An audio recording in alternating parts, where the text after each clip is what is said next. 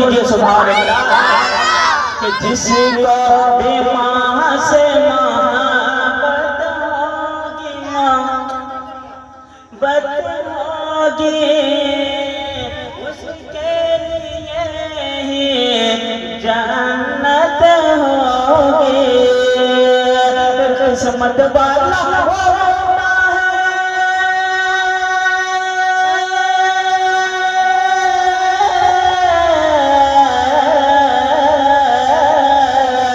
قسمت والا ہوتا ہے جس کی ماں ہے ساتھ میں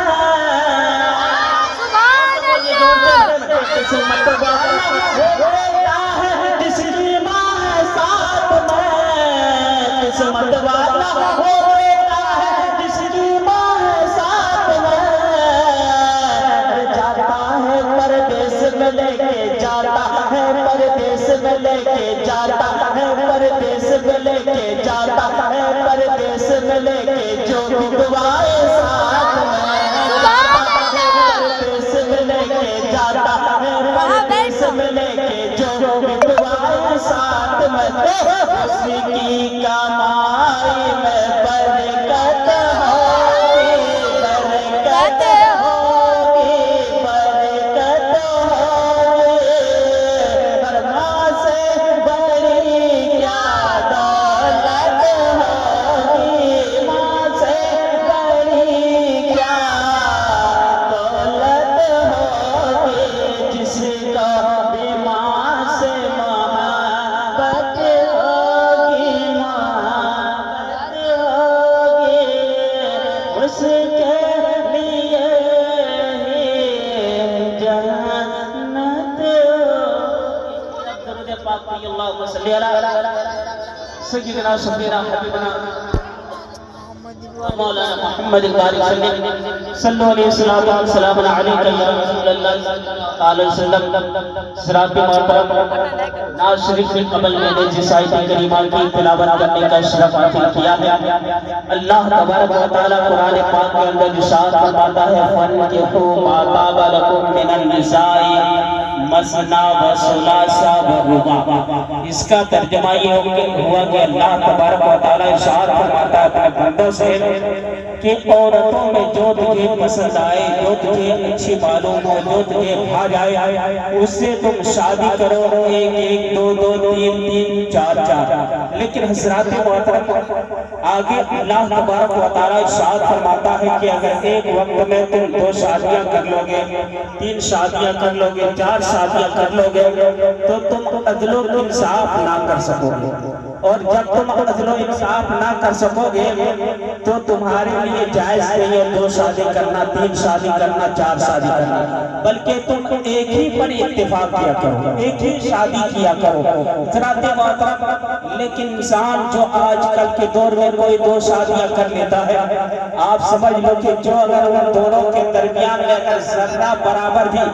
عدل و انصاف میں اگر کمی بیشی ہو گئی تو کل قیامت کے دن اللہ تبارک و تعالیٰ کے سامنے اسے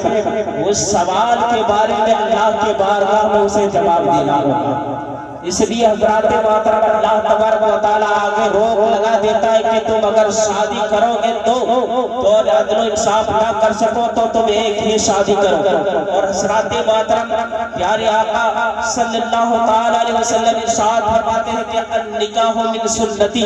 ومن رغب عن سنتی فلیس منی او کما قال نبی صلی اللہ علیہ وسلم کہ نکاح کرنا یہ میری سنت ہے اور جس نے بھی نکاح سے اعراض جس نے بھی نکاح سے منہ موڑا وہ مجھ سے نہیں ہے تو حضرات محترم جب لڑکا لڑکی اس حد تک پہنچ جائے جب سن بلوغیت تک پہنچ جائے جب شادی کے لائق ہو جائے تو ماں باپ کا یہ فرض ہے کہ جلد سے جلد اپنے اولاد کی شادی کرا دے اس لیے کہ اگر آپ کے بال بچے جوان ہیں اگر آپ کے بال بچے جوان ہو گئے ہیں اور آپ اسے شادی نہیں کرواتے ہیں اگر اس سے کوئی گناہ ہو جاتا ہے کوئی سجدت ہو جاتا ہے گناہ تو وہ اوبال اس کے ماں باپ کے اوپر پڑنے والا ہے اسی لیے تو اسلام میں اور شریعت میں یہ حکم دیا گیا ہے کہ جب لڑکا لڑکی جوان ہو جائے تو جلد سے جلد اچھا رشتہ دیکھ کر کے اسے شادی کر دیا کرو جلد سے جلد شادی کر دیا کرو کرو، اس لیے کہ جب شادی کر لے گا انسان حضرات محترم، جب انسان شادی کر لیتا ہے، اور شادی ایک ایسی چیز ہے جس کے ذریعے سے اگر اس کا قدم اگر گمراہیوں کی طرف جا رہا ہو تو وہ شادی کرنے کی وجہ سے اس کا قدم رک جاتا ہے۔ اگر شادی ایک ایسی چیز ہے جب انسان شادی کر لیتا ہے تو حضرات محترم گھر میں جو کملائے ہوئے چیز ہے وہ رنگ و رما میں آ جاتا ہے، وہ کھلنے لگتا ہے، وہ پھول مسکرانے لگتا ہے۔ اس لیے لیکن آج ہمارے معاشرے میں، آج ہمارے محلے میں، آج ہمارے سماج میں جو رسم و رواج جو ہم اور آپ کیا کرتے ہیں، جو ہمارے اور آپ کے گھر میں جو رسم کیا کرتے ہیں، وہ سب رسم آپ کہاں سے لائی ہے؟ یہ سب کوئی رسم نہیں ہو رہی ہے۔ لیکن آج ہمارے اگر ہم آپ سے پوچھتے ہیں کہ یہ سب رسمیں، یہ سب چیزیں کہاں سے لائی ہو، تو آپ کا جواب یہی ہوگا کہ ہمارے باپ دادا یہی کرتے ہوئے چلے آ رہے ہیں، ہمارے پروج یہی کرتے ہوئے چلے آ رہے ہیں، اسی لیے ہم یہ کام کیے جا رہے ہیں۔ لیکن آپ یہ یاد رکھ لو مسلمانوں، جو چیز کتاب سے ثابت نہیں ہے، جو چیز حدیث سے ثابت نہیں ہے، اگر آپ اس چیز کو اگر اپنے گھر میں ایجاد کرتے ہیں تو وہ چیز جائز نہیں ہے۔ آج معاشرے کا محلے کا معاملہ دیکھ لیجیے، ہر جس کے گھر میں شادی ہوتا ہو، جس گھر میں شادی ہو، اس گھر میں ناچ گانا اور ڈیجے بجانا یہ انوار سمجھتا ہے، وہ اچھا لگتا ہے اس کو۔ لیکن حضرات محترم، کبھی آپ نے سوچا، کبھی آپ نے غور کیا، کبھی اپنے دل سے پوچھا کہ یہ گانے کی آواز کس کو پسند ہے اور کس کو پسند نہیں ہے؟ یہ سب چیزیں کسے پسند ہے اور کسے نہیں پسند ہے؟ آپ جان دو اللہ تبارک و تعالیٰ نے یعنی ارشاد فرماتا کہ یعنی مجھے سب سے ناپسند چیز آواز ہے، وہ گانے کی آواز ہے، وہ کچر کی آواز ہے۔ حضرات محترم، ذرا آپ اندازہ لگاؤ، جو گانا سنتا ہے رات دن سنا کرتا ہے جو لوگ، حضرات محترم اس کے بارے میں یعنی آقا صلی اللہ علیہ وسلم ارشاد فرماتے ہیں کہ اس کے کان میں کانچ کو شیشہ کو پگھلا کر ڈال دیا جائے گا۔ حضرات محترم، جب کان میں وہ شیشہ پگھلا کر گرم گرم ڈال دے گا تو کیسا محسوس ہوگا، کیسا لگے گا؟ ادھر سے ادھر چلا جائے گا، ادھر کا سراغ ادھر سے نکل جائے گا۔ حضرات محترم، ذرا آخرت کے بارے میں سوچ لو، جناب اس میدان محشر کے بارے میں سوچ لو،